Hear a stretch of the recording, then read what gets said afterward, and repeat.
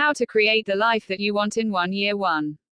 Do a life audit. Doing a life audit is crucial for pinpointing where to make adjustments and jumpstarting your new journey.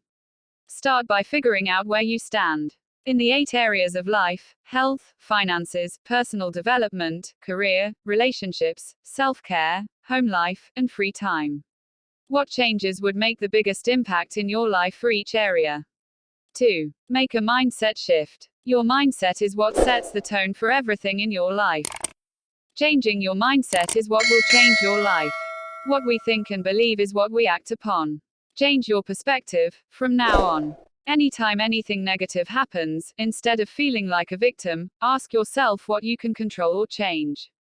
3. Create a vision. Having a vision means we have a clear sense of purpose. It means we have a much larger picture of our business, or our life, than simply setting and reaching short-term goals and tackling problems as they come along. Visions are driven by passion and dreams, and they are reflected through real efforts to create real results. 4. Work on yourself daily. Once you have your vision, the fog lifts and your roadmap starts to become clear again. But nobody is going to drive the car for you. You've got to put in the work to achieve your goals and change your own life. Consistent daily practice is how you make that happen. If you watered the plants just a little each day, over time your garden always grew. 5. Design your environment for success. If you want to change your life, you aren't the only thing that has to change. Your environment has to change too. For example, if you always hang out with negative thinking friends, you'll tend to believe the limitations they're setting for you. However, if you hang out with other doers and people who want to see you succeed, there's a much higher chance that you will. 6. Learn new skills and improve upon your existing ones. Nothing will change your life faster than building new skills.